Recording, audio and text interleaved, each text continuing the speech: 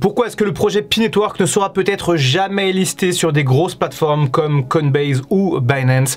Bonjour à tous et bienvenue sur Dr Crypto. Ça fait très plaisir de reparler de Pi Network. Ça fait un moment que je n'avais pas donné de nouvelles de ce projet crypto et je sais qu'il y a beaucoup de membres de la communauté Dr Crypto qui sont fans du Pi, et donc on va essayer de comprendre pourquoi est-ce que déjà le Pi ne remonte pas la pente après cette chute alors que le marché crypto semble se porter plutôt pas mal ces temps-ci, et surtout pourquoi est-ce que on risque de jamais voir le Pi Network sur Binance ou sur Coinbase. Allez, on démarre tout de suite la vidéo. J'ai pas spécialement de bons plans à vous présenter cette fois-ci, mes excuses pour tous ceux qui s'y sont habitués, mais en ce moment je regarde plutôt ce qui se passe du côté de l'actualité plutôt que des bons plans, parce que voilà, il se passe beaucoup de choses au niveau crypto, et je suis donc tombé sur cet article qui expose une théorie quant au problème de listing que connaît Pi Network sur Binance et sur Coinbase. Et malheureusement, quand on voit le graphique ici de Pi Network, on est en droit de se poser la question de pourquoi est-ce qu'on n'a pas enfin un listing sur un gros exchange, parce que voilà, ça permettrait d'avoir un véritable boom en termes de valeur, que ce soit d'ailleurs sur Coinbase ou sur Binance, c'est quand même les deux plus gros exchanges, et le fait d'avoir potentiellement un listing du Pi sur ces exchanges pourrait potentiellement aider le projet à remonter à minima peut-être au 1$, puisqu'on le voit actuellement, il stagne vraiment entre 70 centimes et 50 centimes de dollars, alors qu'il a touché les 3$ lors de son listing. Bref, du coup, analysons un petit peu ce qui est dit, et on nous rapporte qu'une analyste propose sa théorie et qu'elle dit: je comprends maintenant pourquoi Pi n'est pas listé sur les principales plateformes d'échange telles que Binance et Coinbase. Il est probable que l'équipe centrale de Pi n'ait pas été suffisamment transparente sur le mécanisme de verrouillage et de burn, lequel implique des milliards de pièces Pi actuellement détenues par la PCT, l'équipe centrale de Pi, a suggéré Dr Alcoin. Eh bien, je vois que j'ai de la concurrence dans le domaine médical, mais en tout cas, c'est l'analyse de cette personne qui a aussi noté que l'offre de circulation de Pi a diminué de 10 millions supplémentaires pour atteindre 6 milliards de tokens, et que cela peut suggérer que l'équipe centrale de Pi Network pourrait ajuster l'offre pour stabiliser le cours du token. Et quand on regarde justement ce qui se passe au niveau graphique, c'est ce qu'il semble arriver. Toujours selon ce confrère Dr Alcoin, l'absence de transparence peut aisément prêter à confusion et engendrer des soupçons de plans potentiels de manipulation du marché.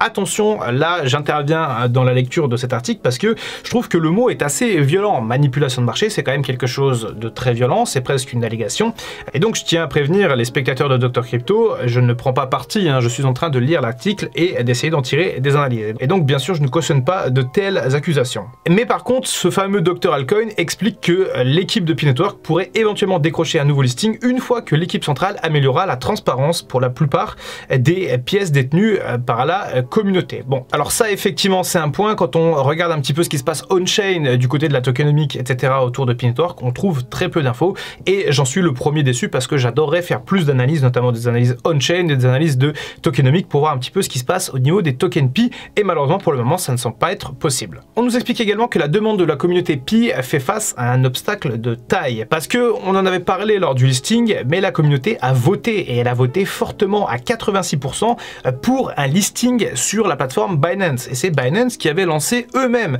le sondage. Donc encore une fois, ce n'est pas la communauté qui a créé un sondage, c'est Binance qui a posé la question à sa communauté, et la communauté a répondu à 86% oui, et pourtant Binance refuse toujours de lister le Pi Network. Et c'est triste parce que quand on voit les projets qui sont listés parfois sur Binance, les mêmes coins, les trucs un peu bizarres, etc., finalement on comprend pas trop pourquoi le Pi Network n'est pas listé sur Binance. Alors on nous parle également d'une analyse très importante, et je pense que ça fera l'objet d'une vidéo à part entière sur Pi Network, mais on nous dit que Pi Network se prépare pour un autre déblocage massif de jetons en avril qui fera suite au déverrouillage de 188 millions de jetons en mars, et effectivement ces déverrouillages peuvent faire penser à peut-être pas des manipulations des cours, mais en tout cas des mouvements de volatilité, c'est-à-dire potentiellement des mouvements de baisse assez violents si beaucoup de jetons sont déverrouillés et que beaucoup de membres de la communauté Pi peut les vendre. Et là d'ailleurs je vois qu'on a un graphique avec de la tokenomie et des jetons, donc je vais garder le lien de ce site, je vais l'analyser et j'en ferai sans doute une vidéo la semaine prochaine. Et effectivement, après une petite pause au montage, ce site est très intéressant puisqu'il permet d'avoir toutes les informations justement qu'il me manquait concernant la tokenomie,